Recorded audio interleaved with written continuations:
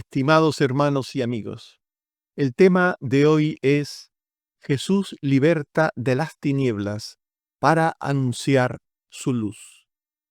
En nuestra sociedad hay realidades espirituales demoníacas que se ocultan tras diagnósticos humanos. Personas dominadas por adicciones, violencia, oscuridad emocional o desesperanza. Marcos 5 nos presenta el caso extremo de un hombre totalmente controlado por una legión de demonios, viviendo aislado, autodestruyéndose y aterrorizando a su entorno. Pero en ese lugar de oscuridad y esclavitud irrumpe la luz de vida, la luz del mundo, Jesús, que llega a la región, confronta el mal y lo vence. Este relato no es solo una historia del pasado, es una ventana al poder de Cristo para transformar radicalmente cualquier vida. Y como veremos, quien es liberado de las tinieblas no vuelve a ellas, sino que recibe el llamado de convertirse en testigo de la luz y poder del Salvador. Veamos cómo el poder satánico de las tinieblas destruye al hombre. El personaje del relato estaba bajo el poder de las tinieblas del diablo. El hombre del texto estaba endemoniado o poseído por demonios. Marcos 5, 8 y 18. Le decía: sal de este hombre, espíritu inmundo, el que había estado endemoniado. Estas dos porciones de los textos bíblicos leídos, mencionados, nos muestran que en este hombre había un espíritu inmundo o demonio. El hombre tenía no solo uno, sino una multitud de demonios. Se nos dice que en él había una legión de demonios. Marcos 5, 9, 12 al 13. ¿Cómo te llamas?, le preguntaron. Legión, porque somos muchos demonios. Y saliendo aquellos espíritus inmundos, entraron en los cerdos como 2000. No sabemos exactamente cuántos demonios habían en aquel hombre. Había una legión. Las legiones podían llegar a formar parte de ella hasta 6000 soldados. Y de ahí, pues, hacia abajo podía haber 5000, 4000, 3000. El que entrasen los demonios en 2000 cerdos no significa que hubiese 2000 demonios. Como mínimo había 2000 demonios. Pudieron entrar 3 demonios en un cerdo, 4 en otro cerdo, 1 en un cerdo. No sabemos el número de demonios por esta cantidad de 2000 cerdos. No sabemos. Porque, repito, no podemos decir que entrará un demonio en un cerdo. Podían haber como mínimo 2000 demonios, pero podían haber muchos más. Podían haber hasta 6000. Incluso hubo épocas en que las legiones, al principio, tenían 10.000 soldados. El caso es que había muchos demonios en aquel hombre. Y esto ya nos habla de que los demonios, al ser seres espirituales, seres invisibles, seres que no ocupan espacio, pueden habitar de una manera inmensamente grande en una persona sola. Aquel hombre estaba poseído por el demonio, por una multitud de demonios. Y el estilo de vida de aquella persona endemoniada era estar bajo el control y el poder del mal. Se nos dice que el hombre endemoniado vivía de forma inmunda. El pecado es inmundicia. El pecado es muerte, el pecado es corrupción, el pecado es inmoralidad, el pecado es maldad, en definitiva. Marcos 5, 2 al 3. Y cuando salió de él de la barca, enseguida vino a su encuentro de los sepulcros un hombre con un espíritu inmundo, que tenía su morada en los sepulcros. Aquel hombre endemoniado vivía sin control. El pecado es esclavitud y es libertinaje. Marcos 5, 3 al 4. Y nadie podía atarle, ni aun con cadenas, porque muchas veces había sido atado con grillos y cadenas, mas las cadenas habían sido hechas pedazos por él, y desmenuzados los grillos, y nadie le podía dominar. A pesar del intento de mantenerle atado, mantenerle quieto, aquel hombre que estaba poseído por un montón de demonios, por muchos demonios, pues se ve que tenía como una fuerza sobrehumana. Las cadenas y los grillos nos habla de unas estructuras metálicas de hierro para mantener a una persona quieta, una persona sin posibilidad de escaparse, y sin embargo, aquel hombre se nos dice que desmenuzaba los grillos y las cadenas. Por tanto, tenía una fuerza sobrehumana. No podía ser controlado. Y esto le llevaba a hacer continuo daño a los demás, a las personas de la zona, a aquellos que antes habían sido sus congéneres, sus compañeros de vida, vecinos, familiares. Parece ser que les hacía continuo daño. Y es que el pecado perjudica a quien lo tiene y a quien lo padece. El pecado perjudica a propios y extraños. Marcos 5, 5. Y siempre de día y de noche andaba dando voces en los montes y en los sepulcros e hiriéndose con piedras. Por tanto, este hombre no solamente hacía daño, amenazaba, hacía tener miedo a los demás, no solo perjudicaba a otros, sino que también se hería a sí mismo con piedras, es decir, se autoagredía. No sabemos si buscando la muerte o sencillamente deleitándose los demonios en mortificar a aquel hombre en el cual moraban.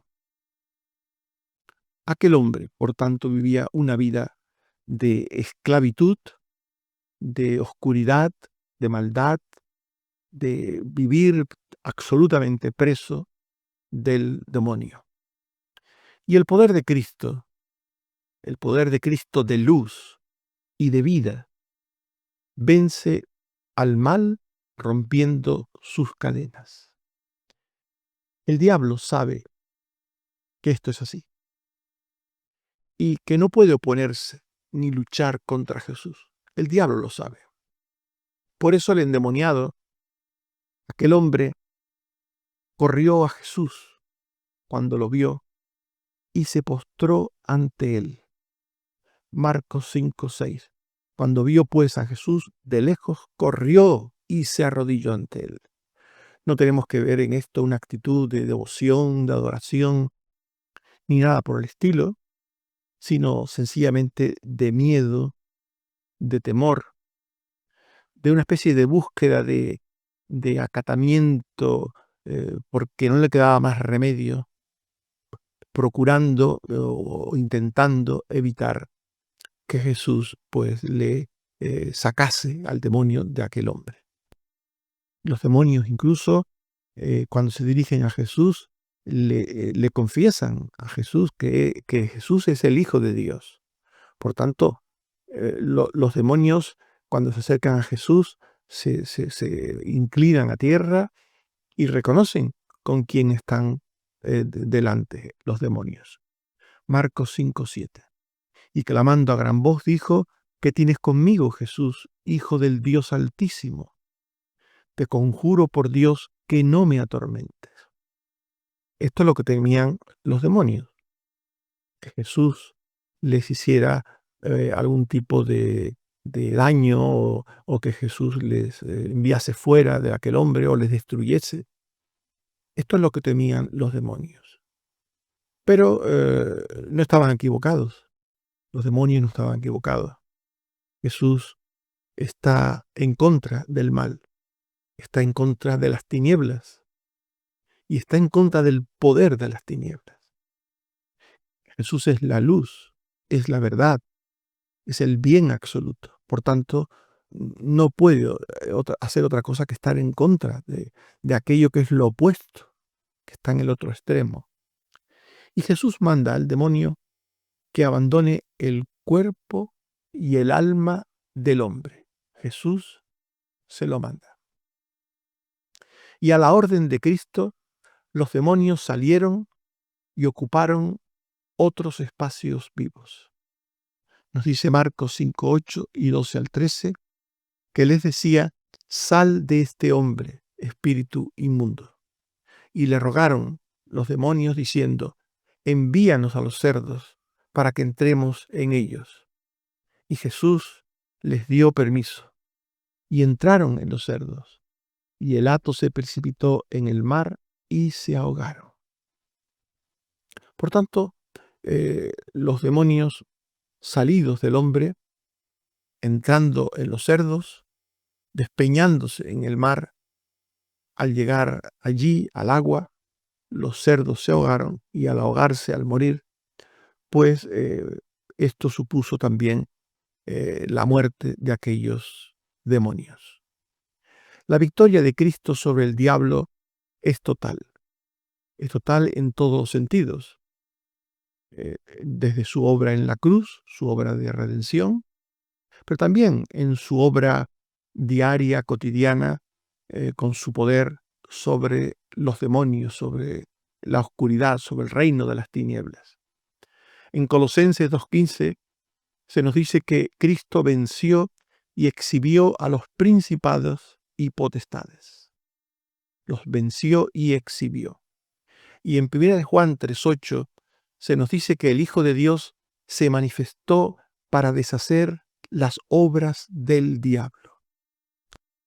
Jesús vino para eso, para deshacerlas total y absolutamente en la cruz y para deshacer también las obras diabólicas en la vida de las personas, en el presente, en aquellos en los que el diablo ha esclavizado, ha sometido a una vida de oscuridad, de prisión, de maldad. Jesús vino a liberarnos del diablo. Así pues, Jesús liberó a aquel hombre de la multitud de demonios que estaban en él. Y el hombre liberado del demonio fue restaurado integralmente. El cambio experimentado fue real. Antes estaba atormentado, desnudo, violento, fuera de control. Y después de que Jesús le liberase de los demonios, estaba vestido, sentado en su juicio cabal, rodeado de personas. El cambio fue radical, absoluto, y totalmente pasó aquel hombre de un extremo al otro. Marcos 5:15. Ven al que había sido atormentado del demonio y que había tenido la legión, sentado, vestido y en su juicio cabal. Estas palabras últimas, estas últimas frases, nos muestran lo que aquel hombre tenía en el momento del que se está hablando y se muestra de lo que carecía antes. Estaba sentado porque antes estaba corriendo por los montes y ahora estaba tranquilo. Antes estaba disparatado por los montes y por todas partes sin dejar de moverse, sin actuar de forma alterada, de forma con gritería y de una manera totalmente desencajada del lugar. Ahora estaba sentado, tranquilo, sereno. Estaba vestido, dice el texto. Por tanto, quiere decir que antes estaba desnudo. Si ahora está vestido, antes estaba desnudo. Y estaba en su juicio cabal. Por tanto, antes, pues no estaba sano de su mente. Tenía problemas en su mente. Podía estar padeciendo una especie de locura, una especie de comportamiento pervertido, corrupto, oscuro, inmundo. El caso es que ahora estaba en su juicio cabal. Así pues, el cambio fue absoluto, fue real, fue radical. Un cambio transformador que afectó a todo su ser, a su mente, en primer lugar. Nos dice el texto que le rogaba. Aquel hombre, después de ser sanado, después de ser liberado, le rogaba a Cristo. Es decir, su mente estaba funcionando y también sus sentimientos. Quería estar con Cristo. Y también su voluntad, porque cuando Jesús le habló y le dijo lo que Jesús creía conveniente, el hombre fue obediente. Por tanto, todo el ser de aquel hombre cambió. Cambió su mente, cambió sus sentimientos y cambió su voluntad. Marcos 5, 8 al 19. El que había estado endemoniado le rogaba que le dejase estar con él. Mas Jesús no se lo permitió, sino que le dijo, vete a tu casa, a los tuyos. Así pues, lo que el Señor vino a decirle a aquel hombre, que la salvación que había recibido, que la liberación que había recibido, debía ser compartida con los demás. Los demás debían conocer lo que Jesús había hecho con él. Los demás, su familia, sus amigos, sus vecinos, le hayan visto en su estado anterior y habían sufrido su estado anterior.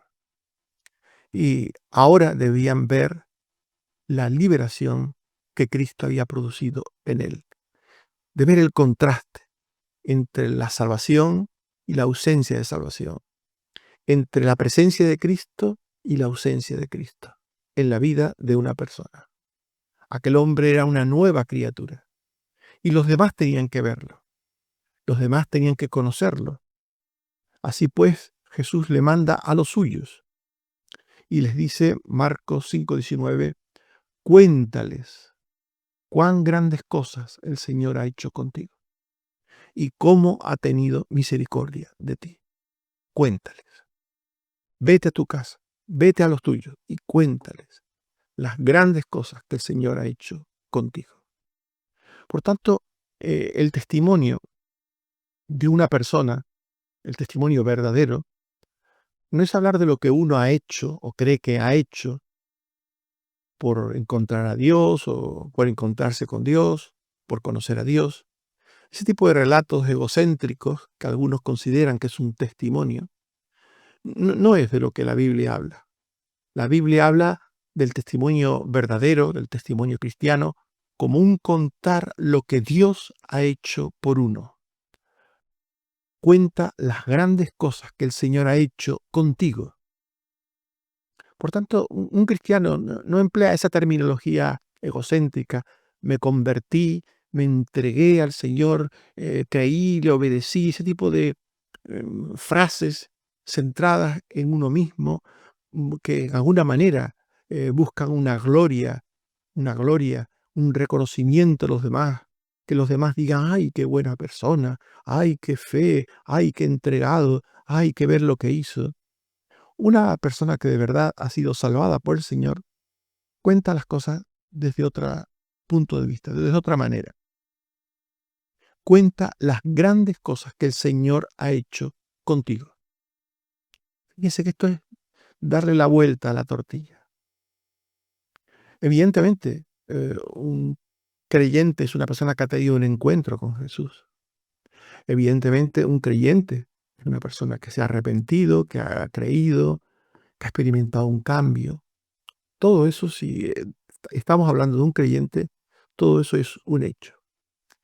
Pero el texto está diciendo lo que el Señor ha hecho contigo. Por tanto, un cristiano debería tener una forma de hablar distinta, no egocéntrica. No me convertí, sino el Señor vino a mi vida.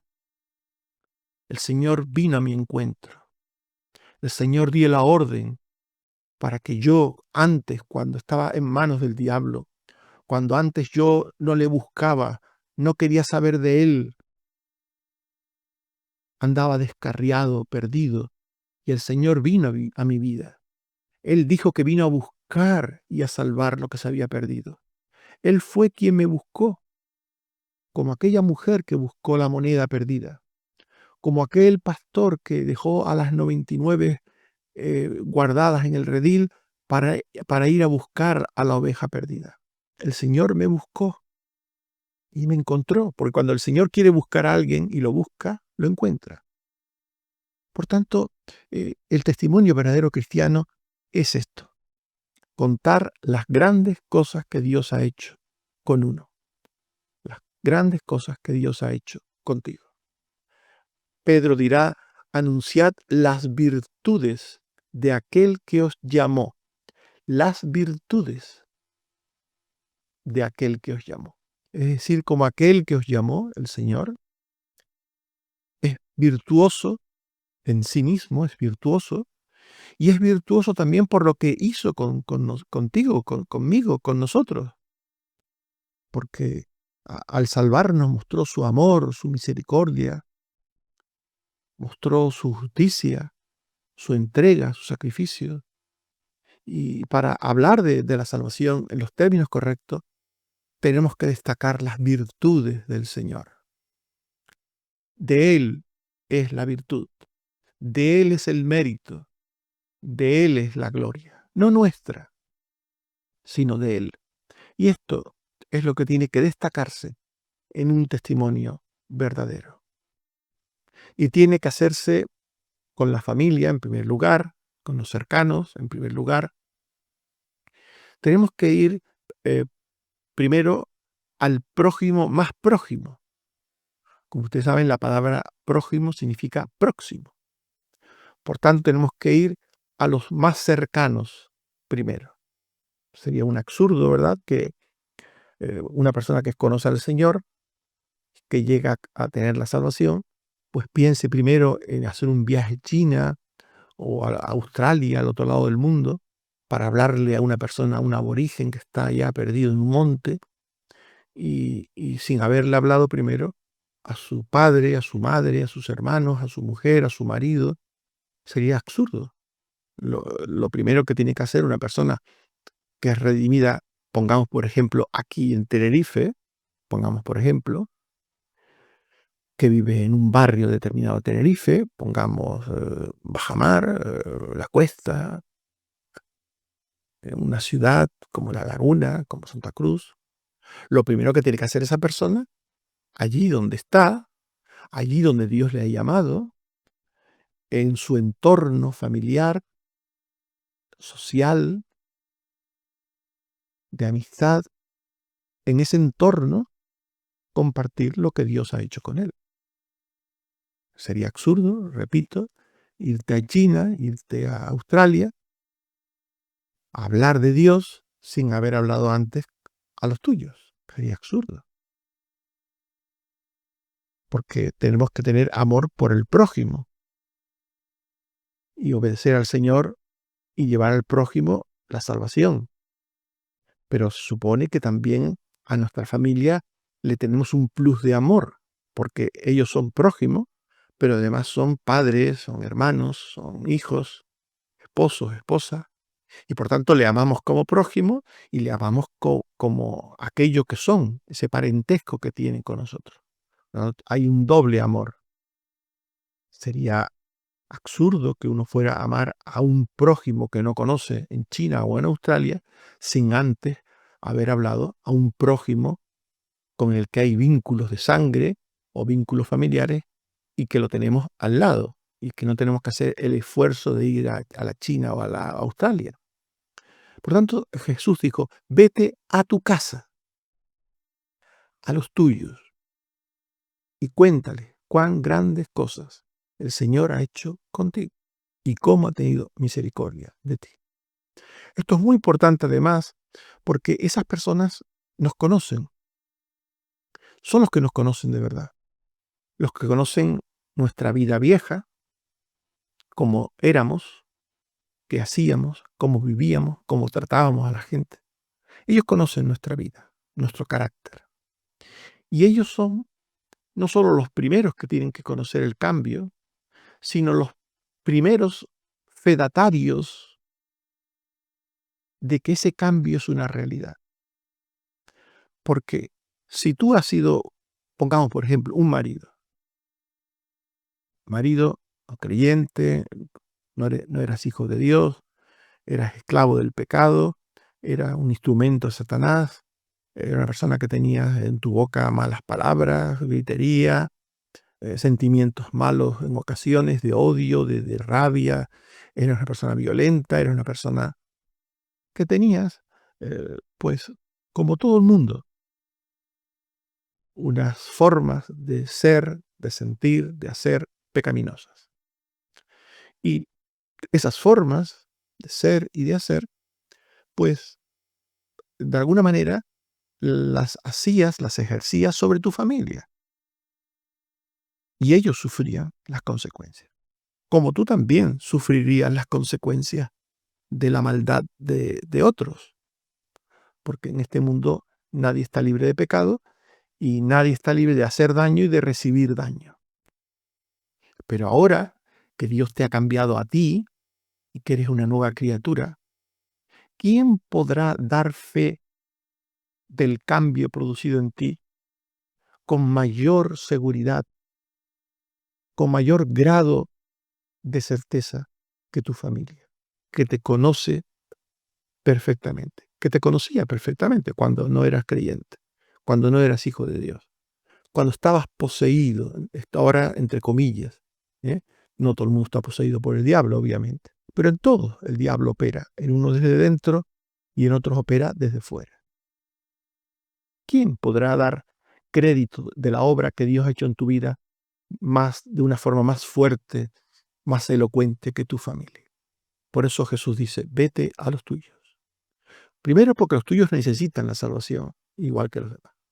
Pero segundo, porque ellos sabrán realmente que en ti ha habido un cambio, porque te conocían. Sabían que tenías genio, que tenías unas formas de hacer las cosas de una manera, y ahora podrán ver que ya no eres aquel, ya no eres el mismo, que ha habido un cambio. Por tanto, vete a los tuyos, a tu casa, y cuéntale las grandes cosas que Dios ha hecho contigo. Y esto fue lo que hizo aquel hombre. Porque otra de las cosas que produce la salvación es la fe y la obediencia. Marcos 5:20. Y se fue, y se fue. Y comenzó a publicar en Decápolis cuán grandes cosas había hecho Jesús con él. Y todos se maravillaban. Por tanto, aquel hombre obedeció a Jesús y fue y proclamó la salvación recibida a otros. Y la proclamó en los términos que el Señor le dijo, dando gloria y honra a Dios.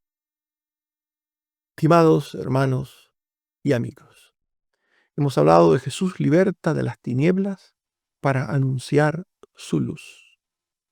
Y esto nos lleva a meditar, a pensar sobre lo que hemos dicho. Cristo nos libera. Cristo te libera a ti, me libera a mí. Cristo nos libera. Ninguna cadena es demasiado fuerte para Cristo Jesús. Solo en Él hay verdadera libertad del pecado y del mal de las tinieblas. No importa cuán grande sea ese mal, no importa. El Señor libera. Para Él no hay nada imposible. Cristo restaura. Donde había tinieblas, Él pone luz. Donde había esclavitud, Él pone libertad. Donde había locura, Él pone cordura. Él restaura. Despeja toda forma de tiniebla que hay en el hombre y lo hace una persona nueva. Y Cristo te envía. Cristo te envía. Parte de tu salvación y liberación personal para hablar de Cristo a los demás. Él te envía para que esa salvación tuya sea también salvación de otros. Él usa tu salvación para que tú seas salvación para otros. Él usa tu testimonio dado, dicho en los términos correctos, para que la palabra de Dios fluya de forma viva para otros cercanos a ti. Dios quiere ser tu Dios y el Dios de tu casa y el Dios de los tuyos. Yo seré tu Dios y el de tu descendencia después de ti, le dijo Dios a Abraham. Y en el libro de los Hechos, Pablo le dijo al carcelero, cree en el Señor Jesucristo, serás salvo tú y tu casa. Hay una promesa de Dios. Por tanto, para los creyentes, hay una promesa de Dios con respecto a las familias, a los hijos. Para vosotros es la promesa, y para vuestros hijos, y para cuantos el Señor vuestro Dios llamare. Por eso Dios te envía a los tuyos. Por eso Dios te envía a los tuyos. Solo quien ha salido de las tinieblas y es luz, puede ser luz para los demás. Que el Señor te bendiga y te ayude. Amén. Oremos. Señor, te damos gracias por tu palabra y te pedimos, Señor, que este cambio grande, profundo, transformador que hiciste en aquel hombre hace tantos años, pueda ser un cambio que también se vea hoy en día entre nosotros. Gracias, Señor, por haber venido a nuestras vidas, por habernos cambiado, por haber hecho una obra poderosa en nuestras vidas. Te pedimos, Señor, que nos ayudes a hablar con poder a nuestras familias, con el poder de nuestras vidas cambiadas, con el poder de una obra real tuya en nosotros, y que mostremos esa obra que tú has hecho en nosotros a los demás, para que puedan ver que no son palabras, que son hechos. Ayúdanos, Señor, a hablar con la vida a otros. Y gracias también por tus promesas en todos los ámbitos de nuestra vida, por tu ayuda cotidiana, diaria, en asuntos de salud, en otras cosas, Señor, en las que te necesitamos. Gracias, Señor. Gracias porque has dado salud a Pablo y porque confiamos en que seguirás haciéndolo y sobre todo ayudándole a no recaer. Señor, también te suplico por otros que están recuperándose de operaciones, de tratamientos, que están pasando por enfermedades crónicas. Te pido que tengas misericordia, oh Padre, y que seas con cada uno según su necesidad. En tus manos nos encomendamos, oh Padre. Por Jesucristo, tu Hijo. Amén. Que el Señor nos bendiga y nos guarde. Amén.